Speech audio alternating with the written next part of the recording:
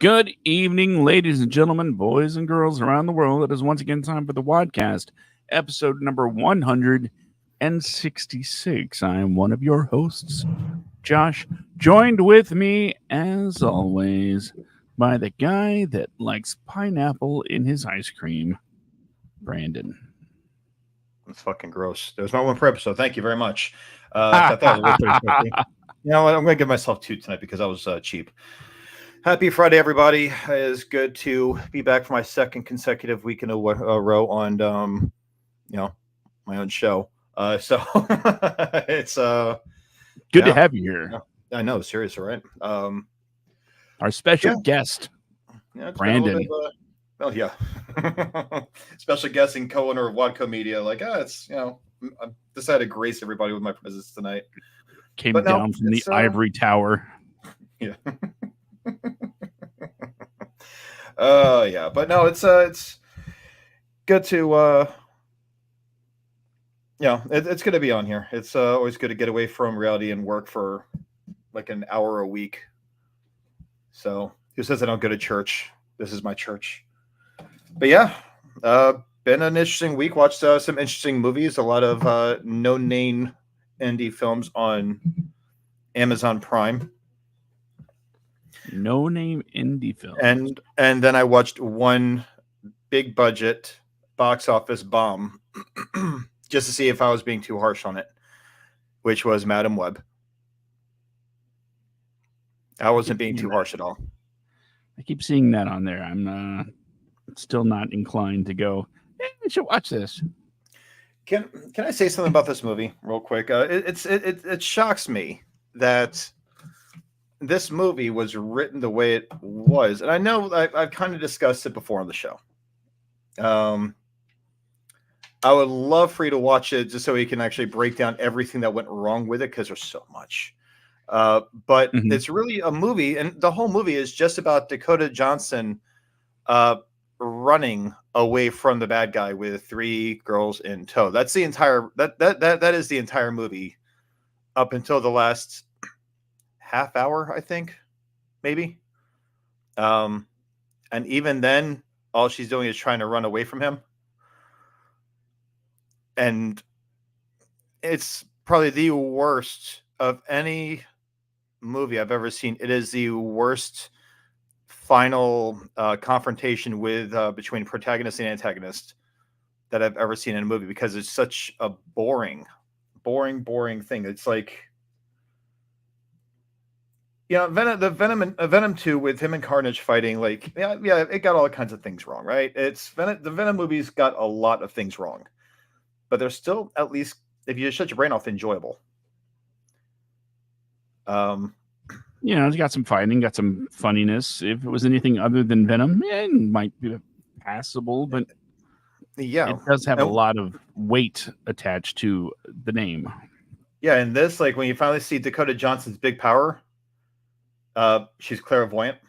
That's her power. So when she breaks out her power, she hears like this guy in Peru saying something to her. It's like the flip of, with great power comes great responsibility. This guy tells her, when you accept responsibility, you will find great power.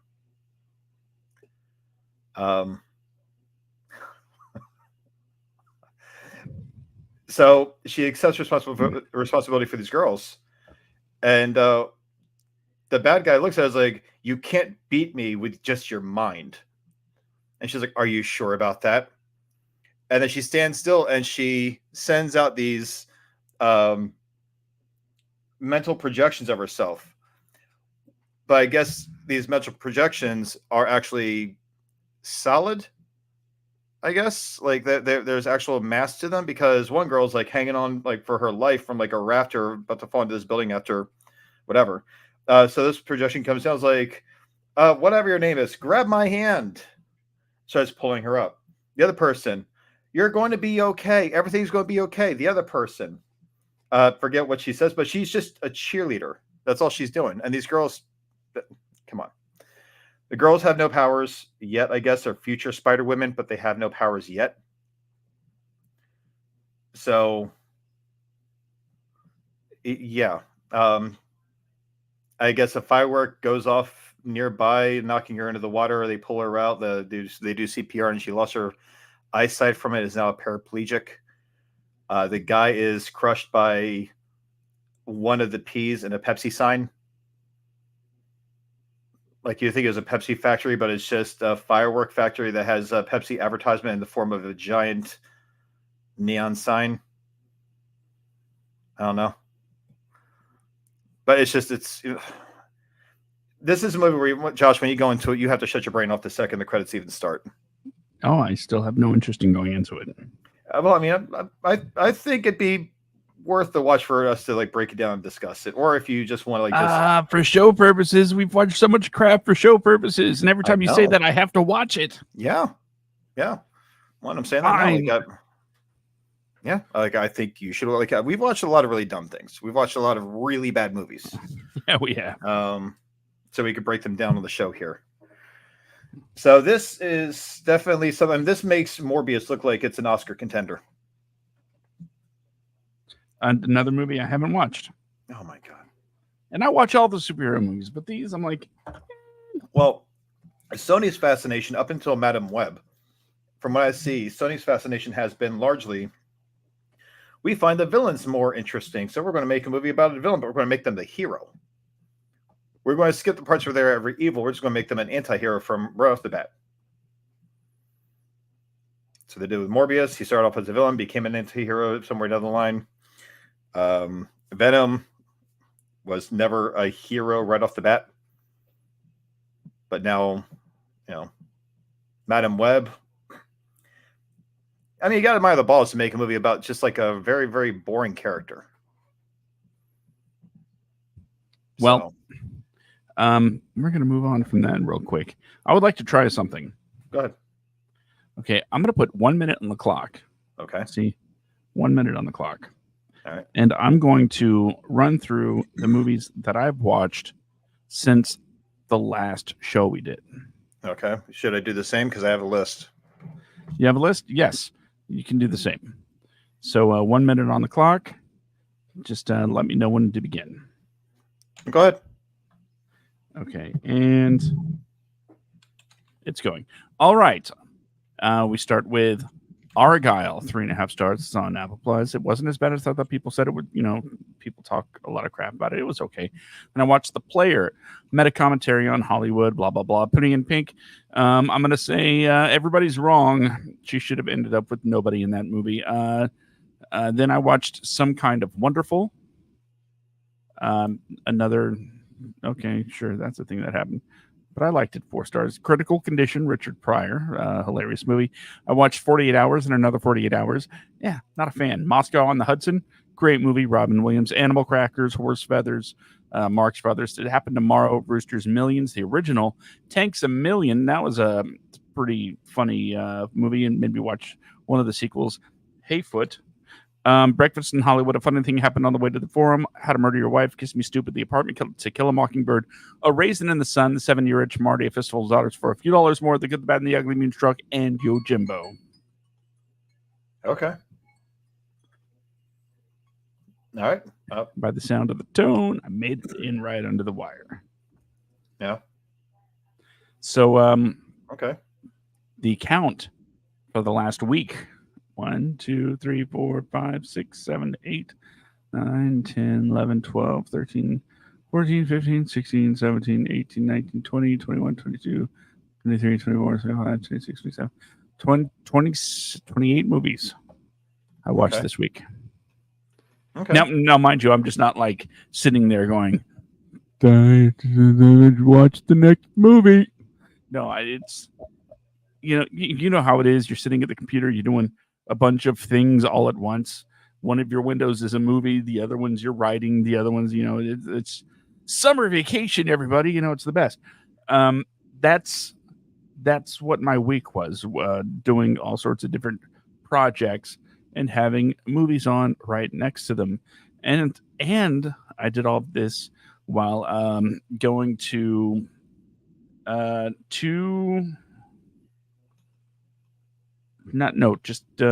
one benefit and spending time with the kids. So, yay me! I'm keeping busy. Okay. I mean, it's good. Any of them pop out that you want to talk about and break down, or? Well, you might have noticed a couple of themes. The majority of them were made before 1970, and quite a few made before 1950.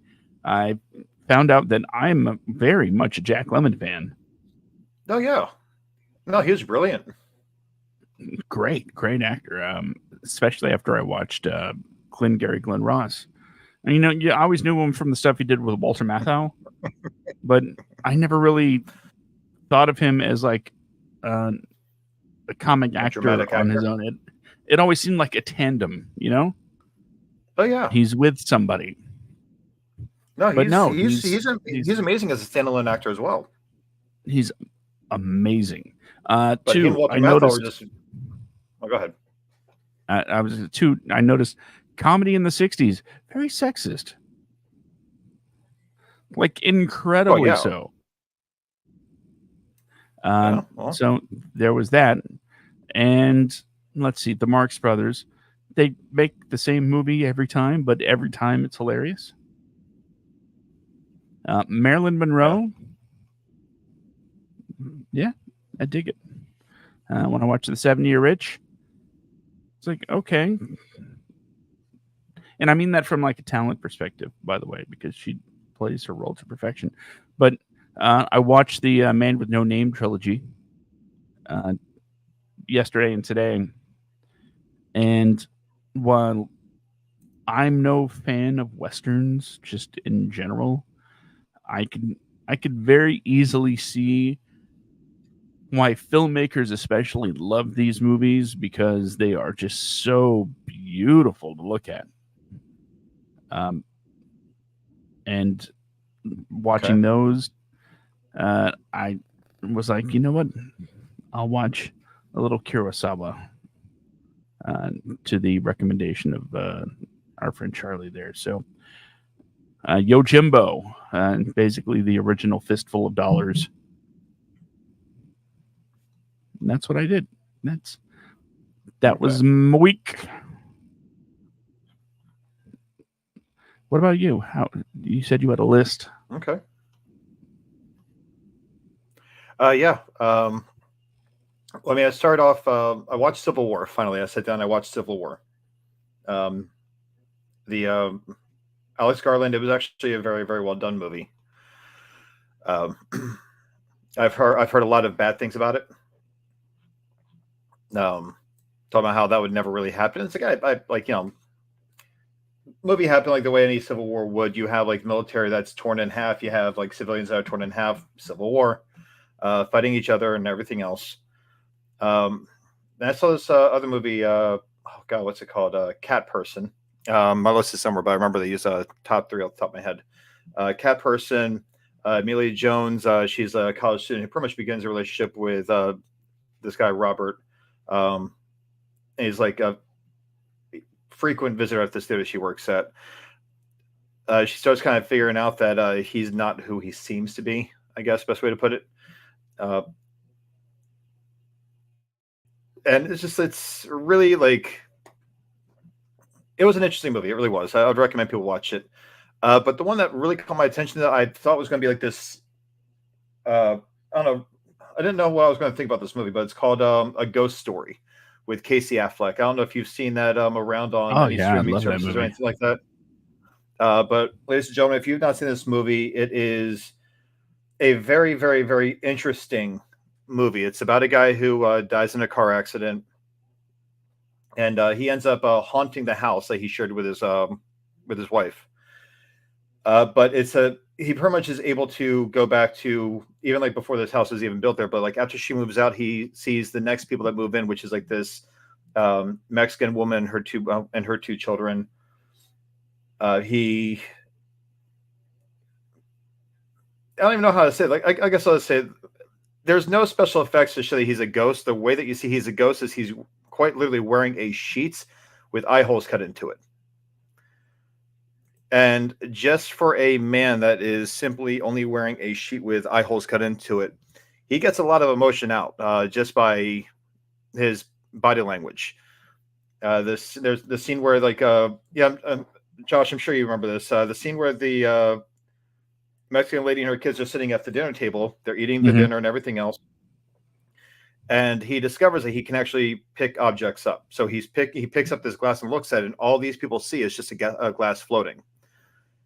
And he just takes out this aggression. He's throwing dishes out of the cabinet and everything else. Like he's pissed off. Like, and eventually he just kind of gives up. They move out. The next people move in. So now it's just like pretty much like a story through time of his character. Then it cuts to after those people move out. Now the house is pretty much decrepit. It's getting knocked down, and an office building gets built in its place. That entire city is built around him, where it once was a countryside. So it just like shows him like decades later, where he's now haunting this, what do you call it? It's like this office building. And then it cuts back to he jumps off the office, and he's pretty much transports himself back to when this entire area was just flat. Like now that he's just part of the universe, he can actually just go back and see things the way they were. And he's looking, the time works differently for him. And he sees these people on the frontier, just a family looking at where they're going to build a house. So they're where this house was. And then it cuts to the entire family pretty much being dead. And he's staring at the body of this little girl who was killed by Native Americans and like just riddled with arrows. And as he looks at her, you keep seeing his face and it glances back to her. And every time he goes back to her, she's more and more decayed over like decades. So it's a fascinating movie. It's just really just like all about him coping with his own loss and like his new, where he's at now. But fun fact. Like, I was blown away by it. Like I was absolutely blown away. Even if you can't stand Casey Affleck, I mean, there's actually, just in general, there's so little dialogue in this movie. I forget the name of that one movie that's on Netflix, Josh, with the alien invasion, where like the whole shtick is the girl doesn't say a single word the entire movie. No, that's Hulu. It's on Hulu. Is that Hulu? I cannot remember the name of the movie, but it's like it was clearly more of like just like a style that they went with that movie. But in this movie, there's actually a reason behind it. But that one, just being chased by aliens, you're not going to say a single damn thing. But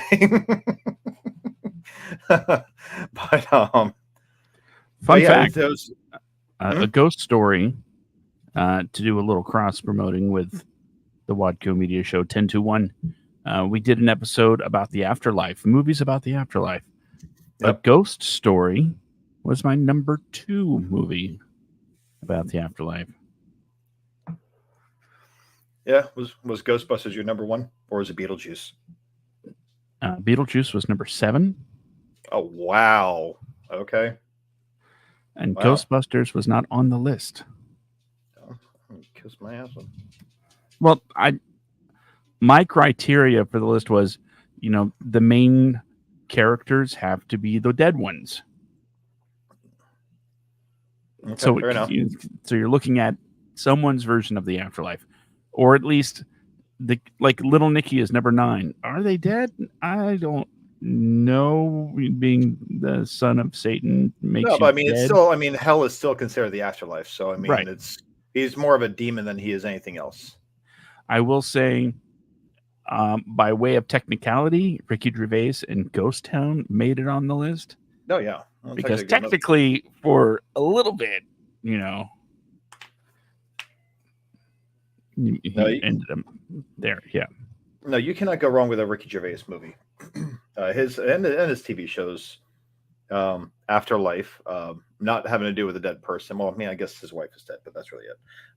And then the extras. I mean, his stuff's just brilliant. But yeah, and then today was Madam Web. I regret that one. And then I decided to watch The Strangers, because I remember in the movie addiction group that Josh is no longer part of. The Strangers, the beginning, I think it's called, the 3rd installment of the series. Everyone was talking about how great it was. I'm like, or not everyone. Like, there's a few people, and I just mentioned how I just thought it was boring, but I also hadn't watched the first one in a while. But I remember the first one actually being worth watching. And the guy's like, and the guy brings up this point in the argument about how, not so much an argument, I guess, like, a conversation, talking about how what made it stupid and not scary is that you never see their faces and there's no clear motive for why they're attacking these people. I'm like, that is terrifying. That's a terrifying concept. Like, I would be more terrified of someone that I did not know who they were. I could not identify them. And they are just actively terrorizing and trying to kill me. That is terrifying. I'd be less terrified if I could see the person's face and I had like an idea as to why they were after me. That's what made Scream so good. The first one. No one knew the motive. No one knew why they were doing what they did. And even for the most part, they thought it would just be fun. Like, Stu had no motive. Stu had no motive whatsoever. Billy, it was revenge. But Stu... Do you like scary movies, Brandon? Oh, yeah. Of course I do. Yeah, and I think I'd probably get along great with those two characters, too. I don't think they'd kill me. But no, it's like that's what made it so scary. So I watched the original Strangers today. I'm like, wow, okay, this is actually a very unsettling movie. And even the way it ends is the way that I think horror movies should end, where the good guys lose. In the case of The Strangers, I don't know when the last time is that you saw that movie. But it ends with a couple that's being terrorized, strapped to chairs, and the strangers taking their masks off. You never see them. You still never see their face. It's always like an over-the-shoulder shot or whatever, or face is like concealed by like an arm, something like that, as they're like doing something. But the couple is stabbed to death, and then these killers just hop in a truck and drive off. That's the end of the movie.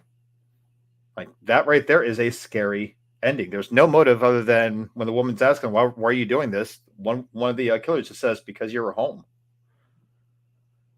That's the motive. Like, we knocked, you answered the door. Like, my God. But yeah, that's been my week of movies. I did actually watch a show that I'm frustrated with in The Acolyte. I don't know if you watched any of that yet. I have not. I've watched zero TV since the summer started. Oh my God, bud. Just movies. All movies. Well, you're missing out on some amazing TV shows. I know The Boys just came back, and I haven't watched any of that. And I have watched each of those episodes that came out so far.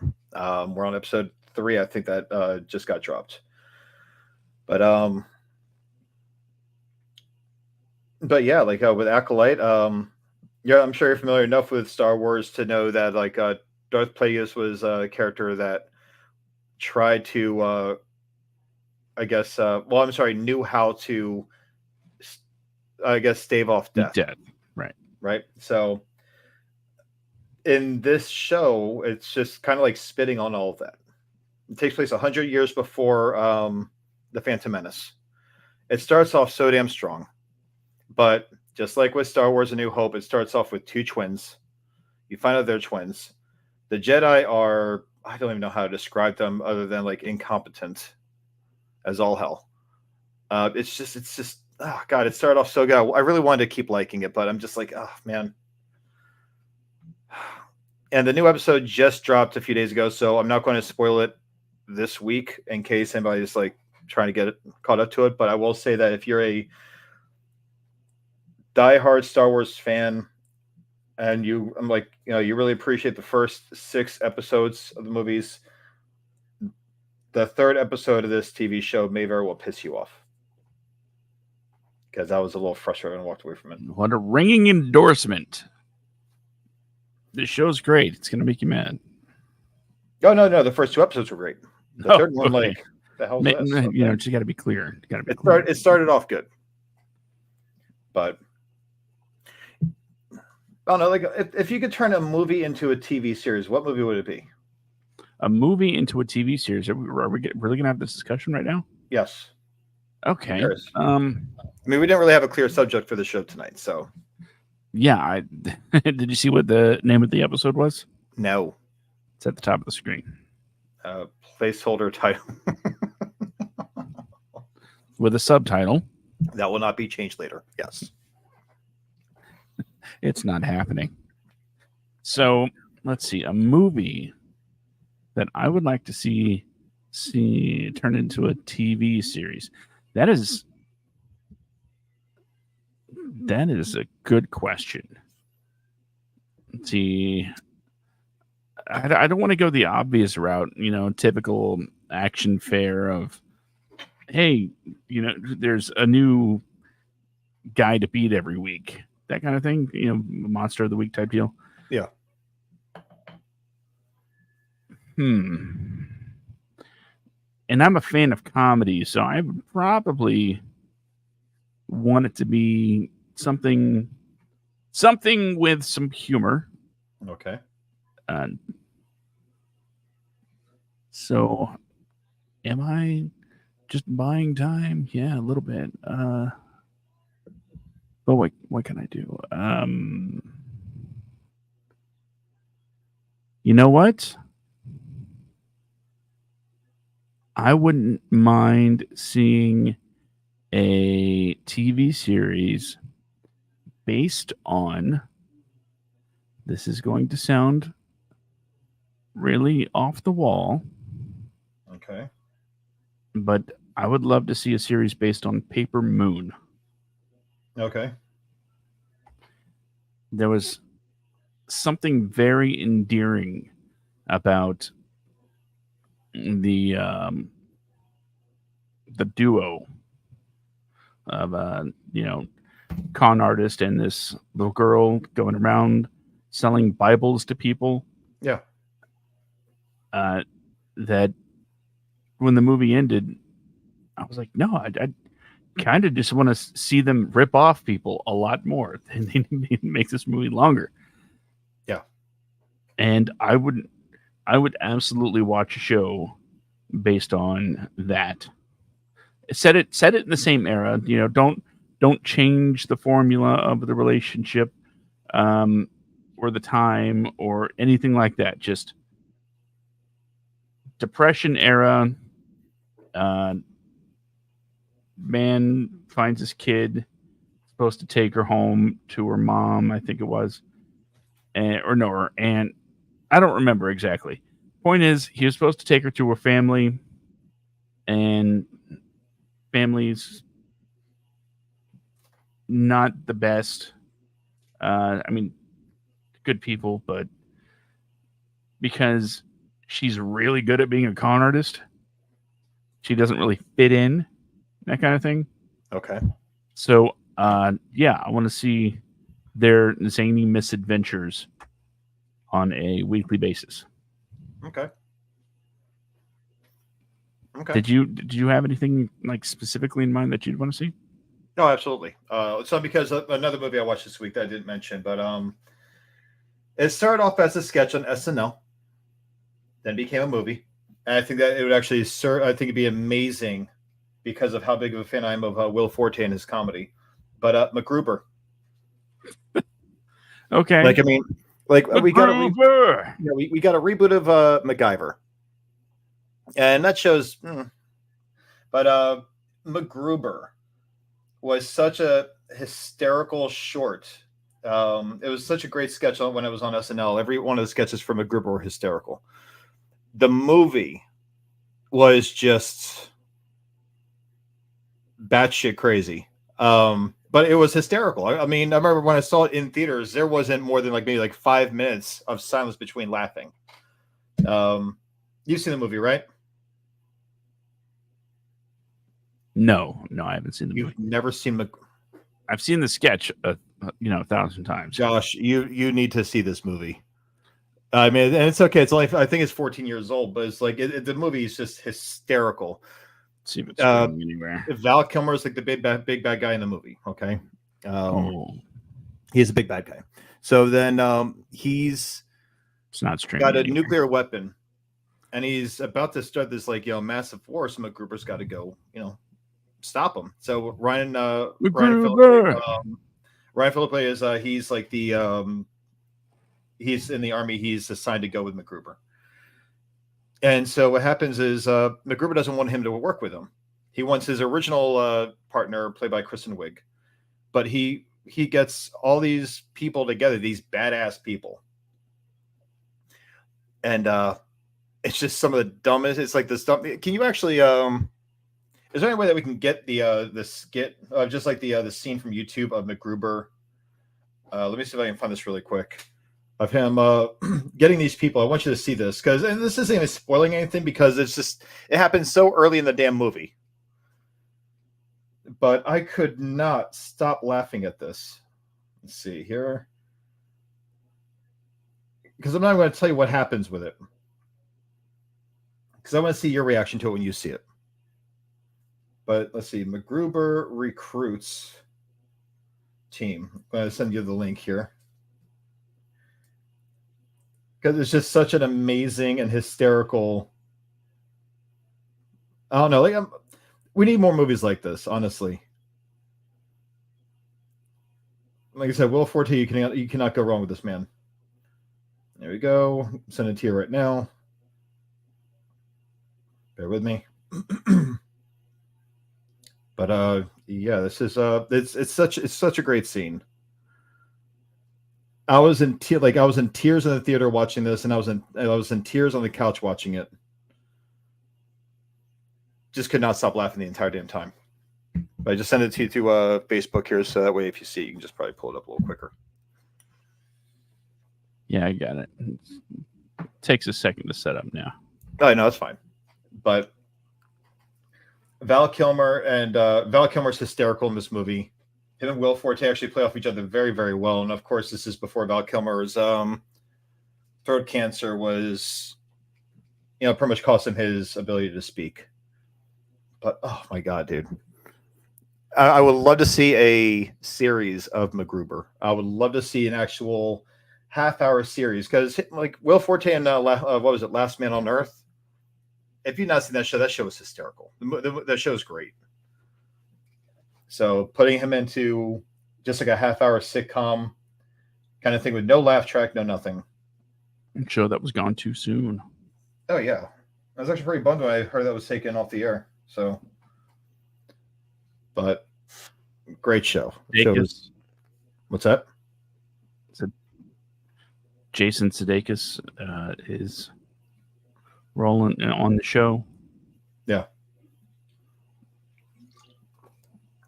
For a show called Last Man on Earth, there was a lot of people. Yeah, I know. I mean, it's like you can't really have an entire series like for multiple seasons of a guy all by himself on the planet. Like, I think it'd be interesting, but it would be very hard to keep the show interesting after the first episode. But I mean, like Will Forte, he is great with his comedy. I think he's a comedic genius. So it's like, I think he could actually pull off something with that. But yeah, it's I think it would run a risk of getting stale pretty quickly. So, all right, let's see if I got this. Okay. For review purposes, we're going to check out this clip.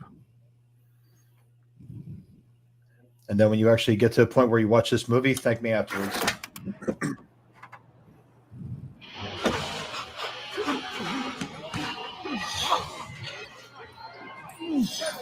I got to read it. Same old Frank. This the right thing? Wants to go it alone. Yep. Awesome. Gruber. Chris Jericho. I thought you were dead. Last time I saw you, you had a grenade launcher in one hand and an M16 in the other. And you had just ripped a dude's throat out with your bare hands. Classic MacGruber. So, looks like you're keeping your bod pretty tight. You looking pretty good yourself? Well, every day's a workout when you got to carry around a 20-pound python in your jeans. You and your dick comments. It's fun to say them. It's fun to hear them. That's why I say them. And that's why I listen. Wow, we had some good times together, didn't we? We had some great times. We're about to have some more. Uh-oh. I know that look. I need you, Frank. It's serious. I'm putting together a team. Then I'm in. Oh, that's classic 80s. Mark Henry.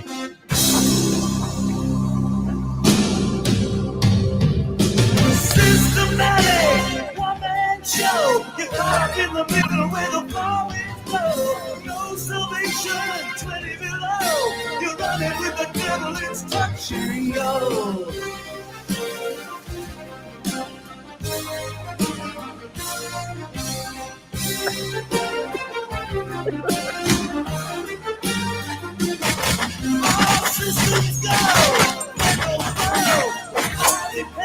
Okay.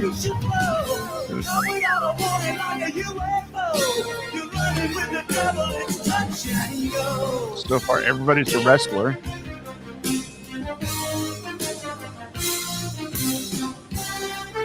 I just sent you the follow-up to this scene right here.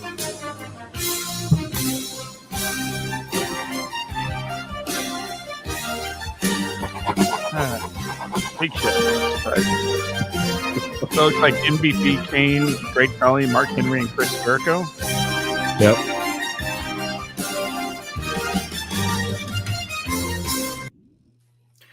All right, but yeah, the next thing I sent you is the follow-up to when he gets everyone that's ready to go roll with him. And this is a scene that had everyone like in absolute like just I don't know. At first, people's jaws dropped, and then everyone was like just cracking the hell up.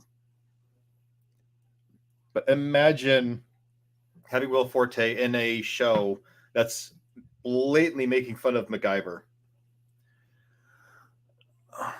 Like every other like 80s movie, acting movie.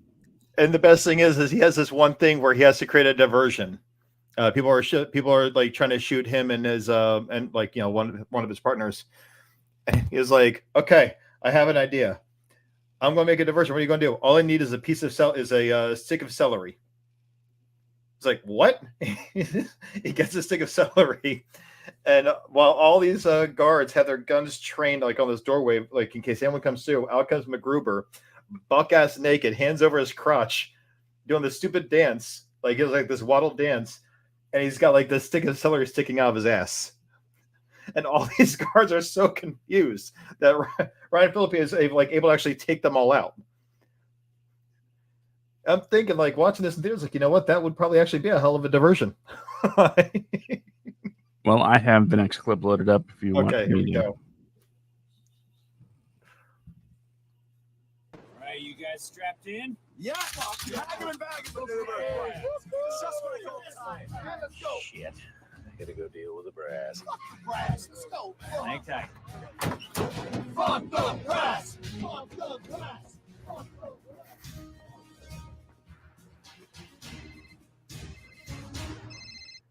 One second, groups. Yes, Mr. President. Yes, sir. Well, we got MacGruber on this team right now.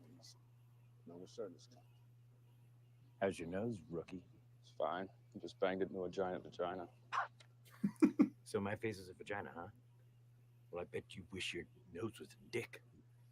So you could use it to fuck butts. I forget. The last time I saw you, did I remember to tell you how ugly I think you are? No, you didn't. Well, I think you're really ugly. Well, I think you're looking in the mirror. You want to go? Anytime, any place. Starting to like this guy. Just kidding. I still hate you. Well, I hate you. You want to go? Hey, guys. Cool it. Not exactly the most clever of dialogue. No, not at all. Quite a team. Quite a team? Yeah, you could say that. Frank Corver, Tanker Lutz, Tut Beamer, Tug Phelps, Vernon Freedom, moi. Yeah, I'd say it's a pretty good team. Look, Mac, are you sure you won't change your mind about letting Piper here join you? He'd make a hell of an asset. I would love to. But the van's pretty full.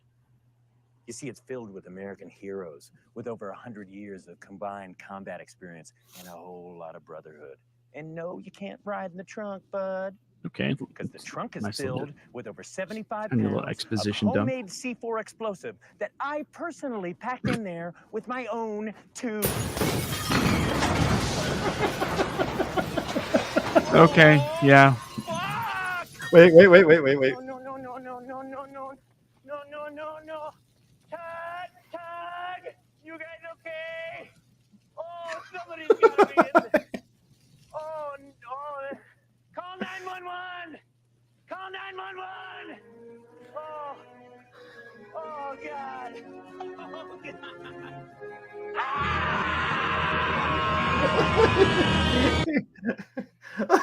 Okay. It's such a stupid movie, but it's just brilliant in its stupidity. It leans into what it is. Yeah. He's a very he's not good at what he does. Like that's all it is. Like that's the entire, the entire movie. He's protective over his mullet.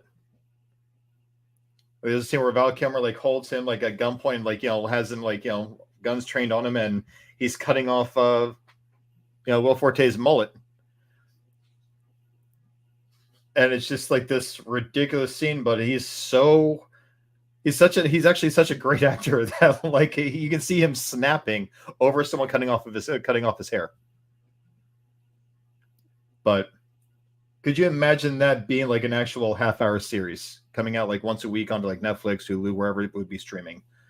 But yeah, I can see that. but only really Will Forte could play that.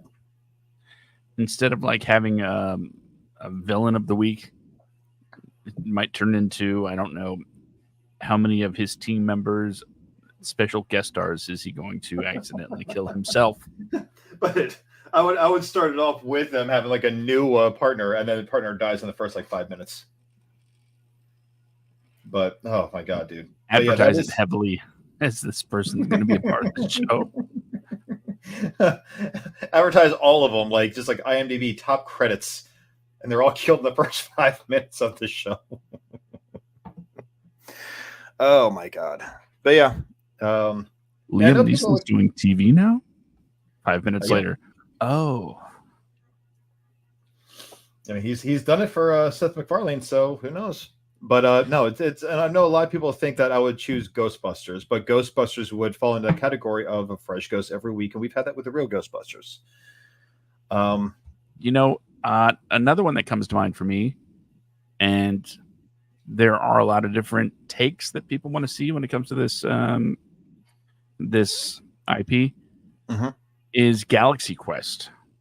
Oh yeah, wow! I know some people want to see like the actual show become a show, but I would be really cool with them just giving us a series about actors that are trying to be space people.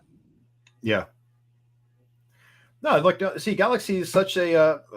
I will say, Galaxy Quest is a very much slept on movie for a lot of people. A lot of people I've asked about if they've seen the movie, they'd never even heard of it. And I told them, like, you have to see this movie. You want your life. It's I told him, like, you have to watch this movie. The movie's hysterical. And like with MacGruber, it's so dumb, but that's where it's hysterical. But yeah, like I mean, I think that would be great to do, like, a show like MacGruber or like even Galaxy Quest. But see, they seem to attempt to make shows from movies that don't really need a TV follow-up. We've discussed the Clerks pilot before. Clerks, the animated series, needed to go on forever. Oh no, the animated series, but that was still Kevin Smith's. That's the thing. The TV show pilot with Jim Brewer, that was not Kevin Smith. Had nothing to do with it. It was just based on characters created by Kevin Smith. That's the only credit he got. And thankfully, because that show was horrible. It was the worst. I mean, it's very much 90s sitcom kind of deal, complete with like the box laughter and all that stuff. It's box laugh because it's a pilot. They usually, to my understanding, I don't think a lot of pilots, especially sitcoms, are filmed in front of like studios at first. I think the pilots are shot privately and then sent in. But that show was just, even the jokes that did not stick, you had that overly dramatic, outrageous laughter going in, like just. And it was Jim Brewer. Yeah. Wasn't he playing Randall Graves? Probably. I don't remember. I try not to.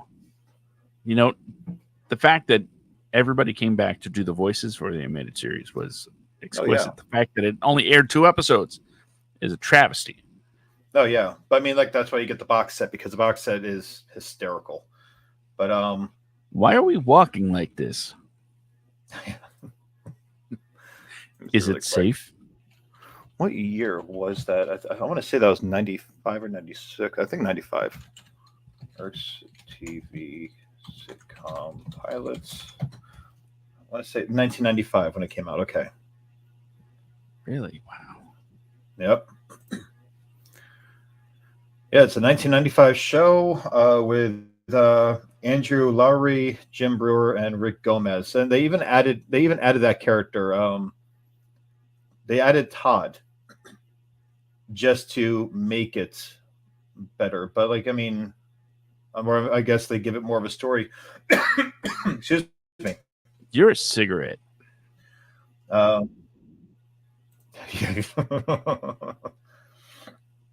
let's see. Brian O'Halloran and Jeff Anderson, who played Dante and Randall respectively in the original film, both auditioned for Dante. After they saw this result, both were glad they never got the part. Oh yeah. Which is what I could actually do. But it was filmed while Kevin Smith was filming Mallrats. So is this some sort of gay thing? No. Are you sure? Yes. Oh my god. Alec freaking Baldwin, man, did the voice of Leonardo. Oh yeah. Like the fact that they got him to go in there, like that was just great. Gilbert Gottfried as Patrick Swayze.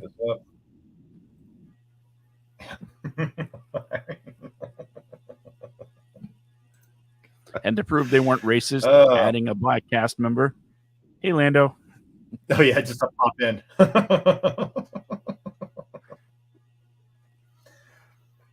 Yes, Charles Barkley, played by Charles Barkley. Bryan Cranston was a few different voices in it. Who's driving? Bear is driving. I just watched it last week. Not last week, 2 weeks ago. It's great. It's great. Yeah, canceled after only 2 episodes. Which they aired out of order. Because the first episode they aired was the clip show, which makes no sense because they didn't air the first episode. Ben Affleck was going to voice a recurring character that claimed he was the King of Canada.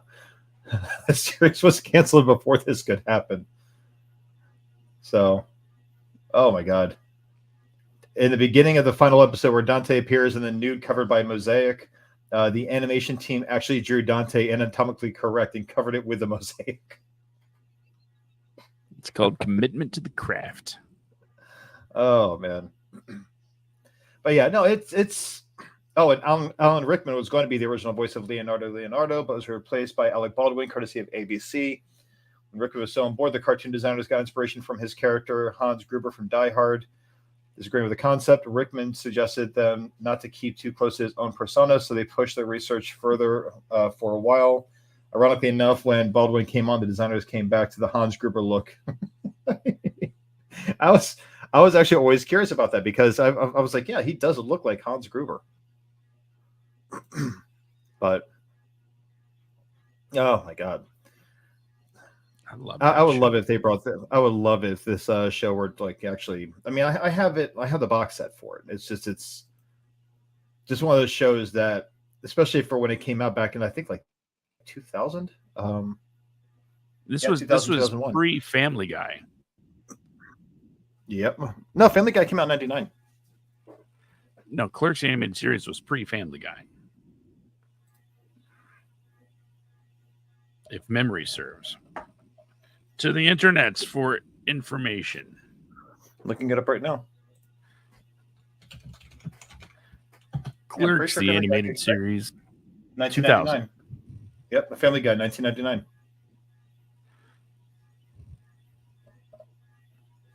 It was just, well, Family Guy was canceled after that. So, well, it was canceled after I think the first 3 seasons, and then it came back in 2005.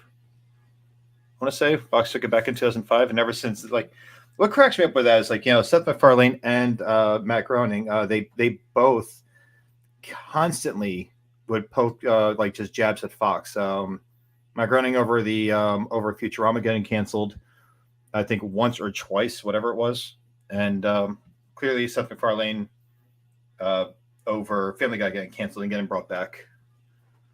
due to fan support. Yep. And I mean, he made out like a bandit with that one because I mean, even though it was canceled, he was still Family Guy was still airing at that point. I think he got a security contract with Cartoon Network's Adult Swim because Family Guy was on there for a little while. And then it was also, I think it's still airing to this day on TBS. So I mean, he's getting ratings from a few different, like was getting ratings at one point from a few different stations. But then you have like Futurama, which got canceled and got brought back, then got canceled again, then got brought back as I think a movie, or like a season was like a few like hour-long episodes, so whatever. But I have to look into that one. I'm going to speak wrongly. The Clerks animated series was ahead of its time. Oh, absolutely. And absolutely. The second episode they made was a clip show of the first episode. That's awesome. And they made jokes about that shit too. They made jokes about like it being a clip show. But I have to go back and watch it. Remember that time we got stuck in the freezer? And they're currently stuck in the freezer. How did we get out last time? I don't remember. But Jay and Silent Bob were great in it. I love the like I said, the lessons at the end of each episode that they would have Jay and Silent Bob doing for the kids. Charles Barkley kept showing up. Yep. Like you said, Lando, just to keep it like not racist. And like I said before, like we had this conversation, people are talking about how you can't make things these days the way they used to. Like, well, yeah, you can. I mean, not everyone's offended by everything they see on TV. You have some idiots that think everything should be canceled because they disagree with it, but that's not much of a population. It's such a small, minuscule amount. But I would love to see him let that come back. It's Always Sunny still exists. Oh, yeah. Still being made. Yep. Family Guy still exists, still being made. And this Always Sunny has some amazing dialogue in it. Some of the most messed up dialogue. Charlie going on a date with a woman. He's sweating through his this light blue shirt. He's got like sweat stains on his like chest and his armpits and everything else. And she's trying to get to know him. She's like, "Oh, what do you do?" It's like his friends tell him to say that he's a philanthropist. He cannot pronounce philanthropist, and he can't remember the word because he's an idiot. "Oh, what do you do for a living?" "Oh, I'm a full-on rapist." I'm sorry. You say a full-on rapist? Yeah. You know the kids, and it's so stupid. And the entire first episode was them trying to prove that they're not racist. Like, and that's the point in a nutshell. You can get away with virtually anything you want as long as it's funny. Yeah, I mean that's the whole point of it. So like you said, like that is always funny. They are still putting out some off the wall shit these days. It's kind of, I think it kind of like went downhill for like a season maybe, but it's like it is right back to where it started off as, just like completely unhinged. But it's interesting too, watching these guys going from being in their mid 20s to now pushing like, you know, like I want to say like mid 40s, close to 50. Like, I mean, but like seeing these guys still like just, you know, there's an entire episode dedicated to them trying to cover up a glory hole in the men's bathroom. You know, it's like just the entire episode is just like, well, it's not about that, but it's like about like them trying to pass an inspection for the bar. And it's just everyone's just like messing things up for Charlie while he's trying to get it to pass. It's a hysterical show. But I have two words for you, Brandon. What's that? Incest. Milk baby. steak. Oh, yeah, incest baby. But I mean, like you can get away with plenty of stuff like that. I mean, it's like I said, it's all in the writing, it's all in the delivery, it's all in the acting. That's all it is. Because I mean, mind you, Family Guy has not let up at all with their humor. They still do some really warped shit. South Park has not let up with their humor, and it's not just because they've been around since like the '90s, and you know, like It's Always Sunny's been around since like the mid 2000s. Like, I mean, these shows just continuously deliver some really raunchy but hysterical comedy gold. Like I would love to see another show come out like these days like that, but it's like it's there's a few things that have come out, but it's just Blockers isn't exactly like an old movie. The old John Cena, Leslie Mann, and all them like trying to protect their. Movie. Oh yeah, like I mean John Cena doing the butt chug, like a beer funnel butt chug, and like his friends like just feeding the beer to him, and he's just sucking it up, like just like with his butt. They hear the police sirens. Yeah, they hear police sirens. John Cena panics, and all the beer goes spraying right back out the funnel all over his friend. Like it's just like messed up, but it's hysterical. But yeah, I mean, there's plenty of stuff that you can do to make some messed up things and whatever. Like, I mean, what I think Bad Agent is full. Like, I know we've only the pilot's been made and the trailer's been made, but ladies and gentlemen, if you were to actually read this script, it's got some pretty messed up stuff in it. It is pretty warped humor. So looking forward to someday having that get done. But either way, like 17-year-old herpes girl.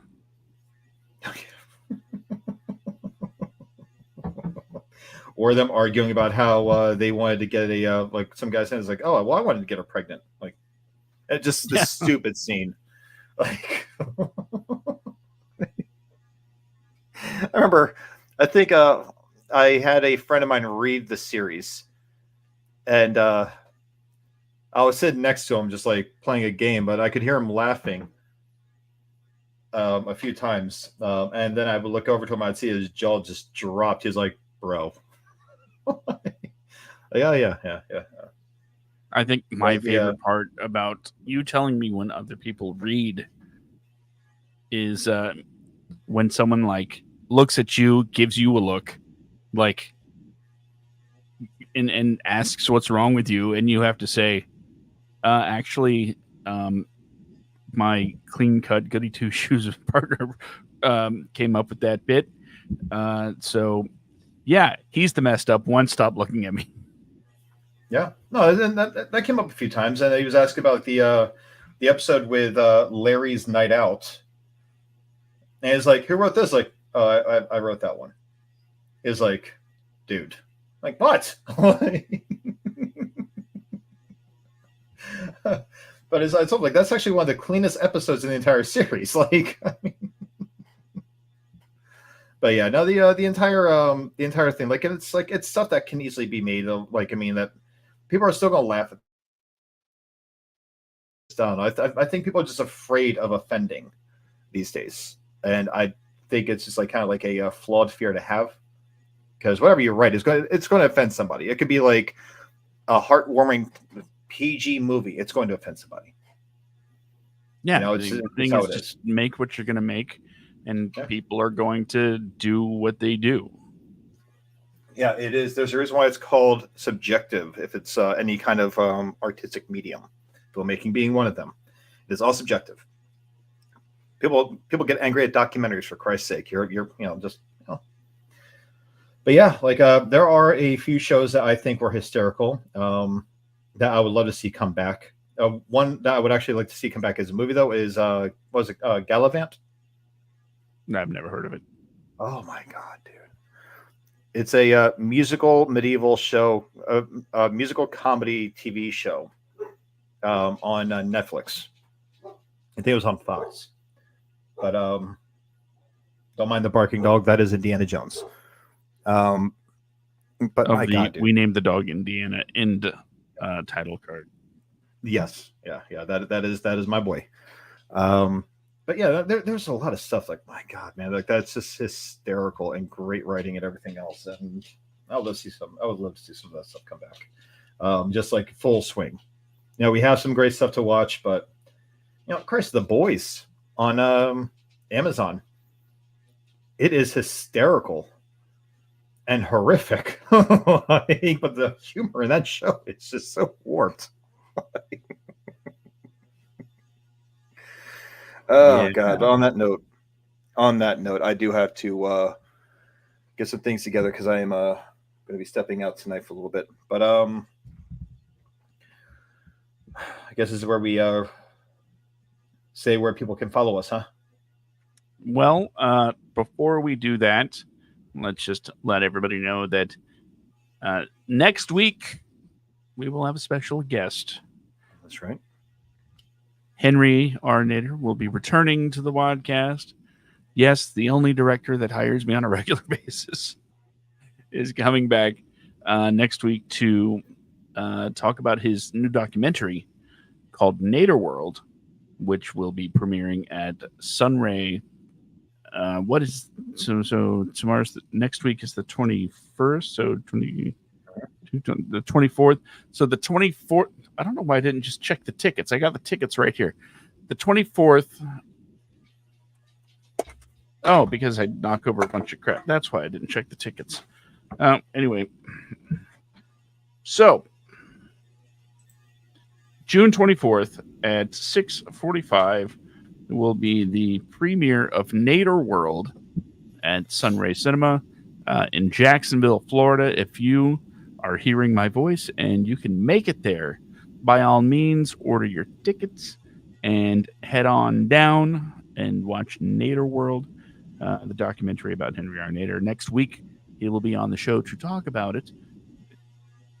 And I'll probably, I'll probably play the trailer too. So we're gonna have that guy here again. Great guy. Yep. Love him, his wife, awesome people, great kid. Coolio. So with that being said, what's that? No, so looking forward to having him next week. Yes. And by the way, in case I forget, Royce Freeman from Freeman Films, another wonderful person that we had on the show talking about his documentary. That is going to be playing at Sunray on July 2nd, I want to say. But just follow the WADcast page. We'll make sure that these things get shared so you know where to go to check out these awesome flicks. The Jacksonville Short Film Festival is going to be on the 1st because Sunray is not going to be making it through the next couple of months because it was bought by a property developer and will not renew our only independent theater's lease. Hopefully they'll find another location because, quite frankly, it's well, too bad you already used up a whole bunch of F-bombs, if you throw them in the clips, because it is an outrage that we're losing our favorite theater. Yeah. With that being said, Brandon, where can people find you on the internet? Well, you can find me largely on Instagram. I don't really do a whole lot on Facebook. But on Instagram, just type in bjacksman1982. You'll see a picture of Josh and I in the profile picture with the WADcast logo behind us. But I'm more concerned about you following the WADcast. Just the same thing with Instagram. Just type in the WADcast. You'll see a picture of our logo. Just go click follow. Same thing with Facebook. Just type in the WADcast. You'll see our logo. I think that picture from my Instagram of me and Josh in the profile picture. Just go give us a like, give us a follow. And that's really it. We are also on TikTok, but we really don't have a whole lot on TikTok. So really, it's just like one of those deals where I'm still kind of building that one, but not a whole lot to really go see. But we have a few things with behind the scenes stuff. But that's largely where you can find me. So, yeah. What about you, Josh? You would think after 166 episodes, I would have figured out I should make some like splash pages to throw up so people can have visual references for those that are watching the show. I mean, it works out fine for anybody listening, but for those watching, maybe it would help. But anyway, if you want to follow me, you can go to Instagram. It's something I actually use now. Wadco Media is, the WADcast posts and school paper are physical media posts. But yeah, if you want to follow pictures and stuff that I do, go to Instagram.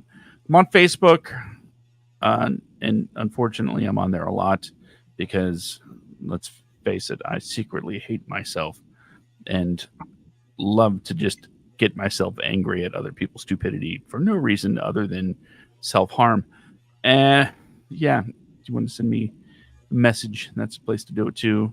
Go to the WADcast.com, and it's all the links to merchandise, Patreon. Don't do the Patreon because that means I got to do stuff. But if you want, if you feel like, hey, I want to support these guys, you know what you can do? You can always go to the merch shop, get a T-shirt. We'll get like $1, and that's fine because in my mind, if you're giving money for something, you should get something in return. So that's what the merch shop is for. Head on over there. Tomorrow, if you're in the Jacksonville area, you can go to the main library for DCAS. That is the... You okay over there, buddy? Yeah, I just dropped something. It's okay. What's up? Main library.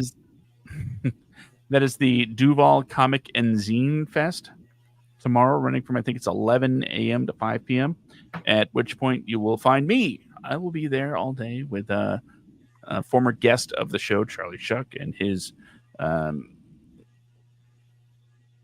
publishing company, City Bus Print, of which School Paper comes out under, a co-joint.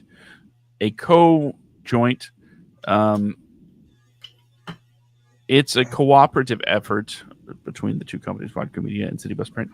And yeah, it's going to be there tomorrow at DCAS.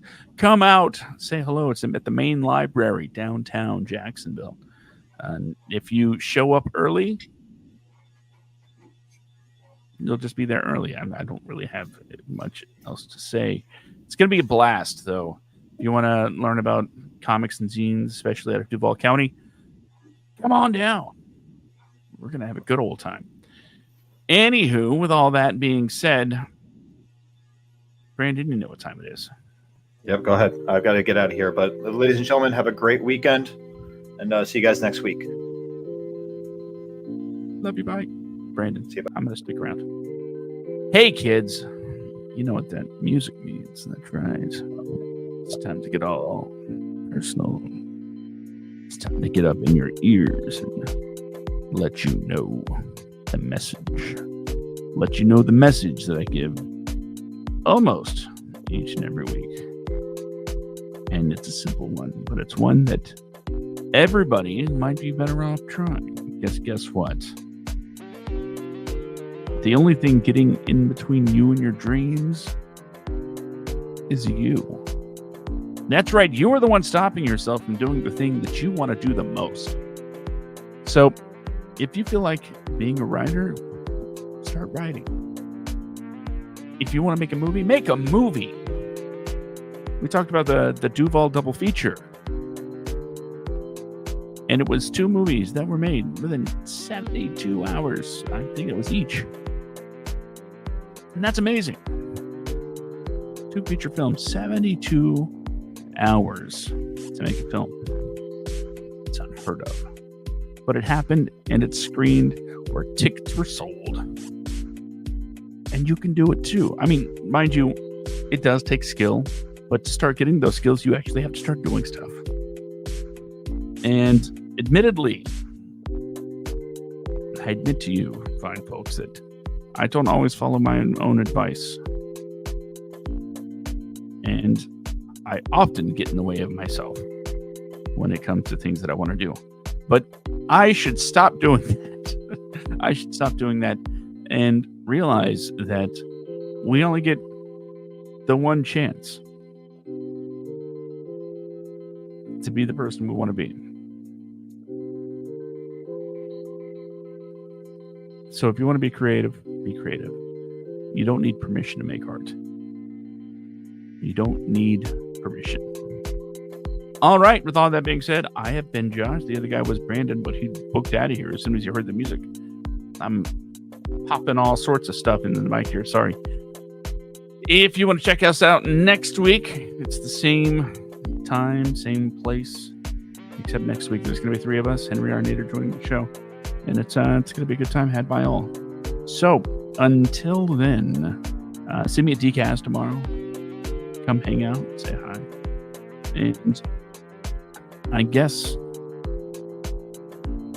guess I'll